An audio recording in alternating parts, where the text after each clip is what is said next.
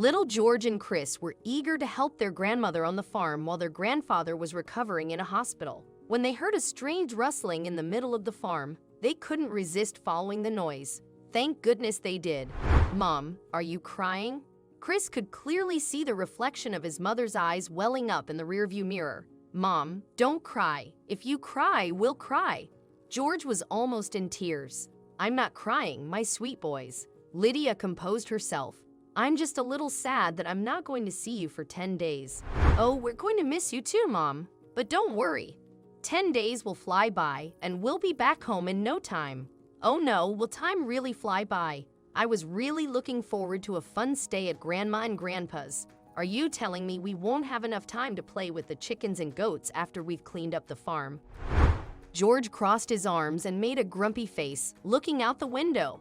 "Of course you can play with the chickens and goats, darling, to your heart's content," Lydia reassured her younger boy. "But promise me again that you will be on your best behavior," the kid's mother demanded. "We'll be on our best behavior, Mom. We'll help Grandma, pray for Grandpa to get better at the hospital, and come home soon and be honest children," Chris tried to reassure his mother with a cute, innocent tone. "Yes, Mom. And we'll call you every day so you can kiss us nighty-night on the phone. There you are, my two little helpers. Come here, boys." The grandmother almost snatched the children into her arms, holding onto them and swaying in sheer joy and excitement. Lydia hugged her sons and her mother before leaving. "Mom, you give me a call if you or the boys need absolutely anything, okay?"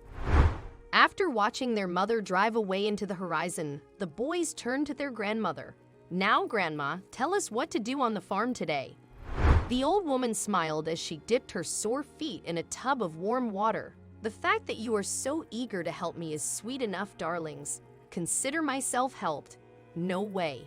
You cannot do everything by yourself. And look, your eyes look dull and small, like you haven't slept in days. Besides, we promised Grandpa we would help out here." "Farm work," little George said after stuffing his mouth with corn puffs, "is not all that easy. Grandpa taught us how to do it. We can help you, at least until Grandpa returns home after his back heals, and you and Grandpa can hire a new helper." The boy's grandmother was quietly proud of her two grandsons. They had grown up in the city, living an easy and protected life with their deservingly successful parents, but they still kept in touch with their roots. They still valued the joy of getting their hands dirty on a farm, and most of all, they still showed up for their grandparents. When you see someone in need of kindness, do your best to help. "Okay, kids, your task for the next hour," Sandra said, looking at the watch, "is to go out to the farm and make a list of 5 things that need cleaning. I want to see how keenly you observe things, and when you hear me shout out to you, come running back. It means that your favorite pie is ready." The boys high-fived each other and proceeded to the farm. "Chris, this way." George was still skipping around the farm, even though he and his brother had been walking around for the better part of an hour. "Hold on, George, I'm coming." Chris stopped to take a few deep breaths and take a few gulps of water from his flask. Chris followed George towards a tiny old shed in the center of the farm. It looked dusty, like nobody had been there in the past few weeks. The boys casually looked around the space until they heard rustling sounds coming from inside the shed. "Someone else is here," Chris whispered and widened his eyes to alert his brother. There was that rustling again.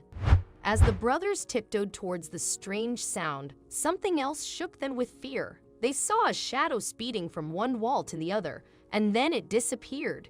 Even Chris was trembling with fear. There was pin-drop silence in the shed, apart from the distant cawing sounds of crows. "Who's there?" George screamed. "If you're a ghost, go away. You aren't supposed to be here during lunch hour, are you? Come back at night when we'll be sleeping." George's loud voice was interrupted by an even louder one. "Is that a cat?"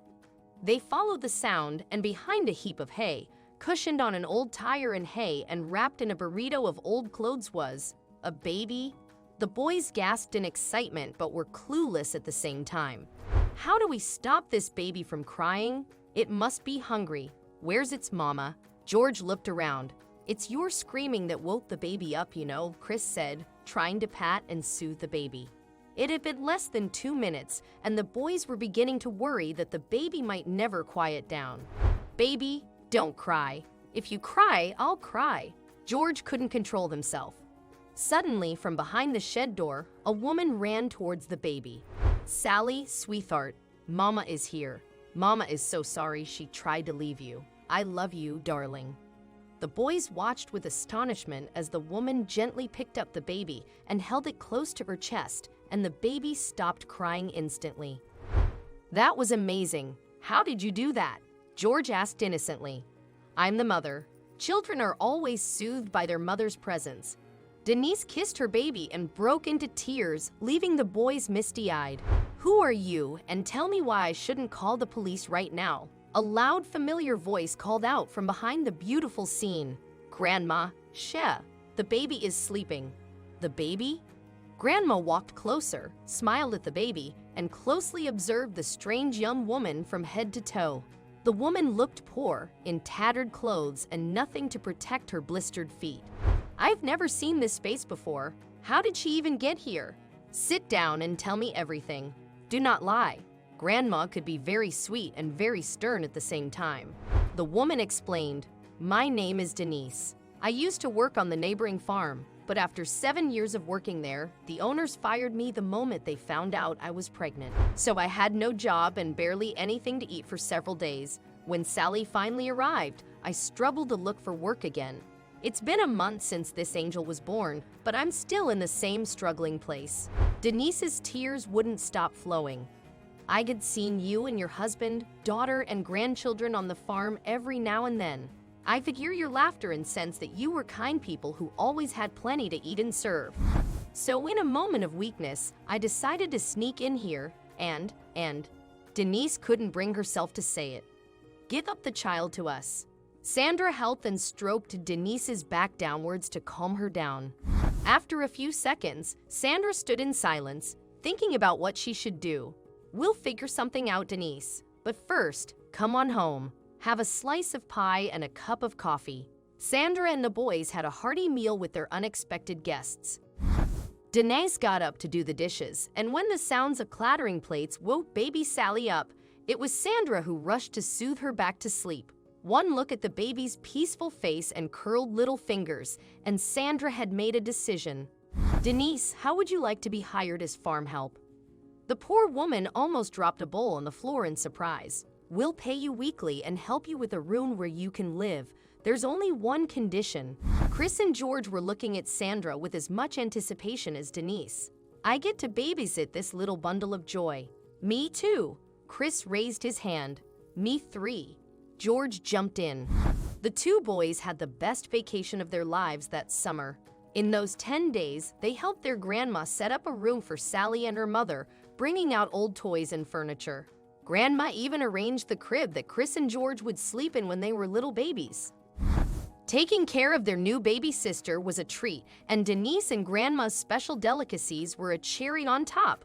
A week later, when their grandfather recovered and was brought back home, he was surprised to see his beloved farm all clean and proper, but he was beyond ecstatic by the surprised new housemates. Lydia knew it would be hard for the boys to leave after barely 2 weeks of living at the farm, so she promised to bring the boys back to see Sally every weekend. And Lydia and the boys never broke that promise.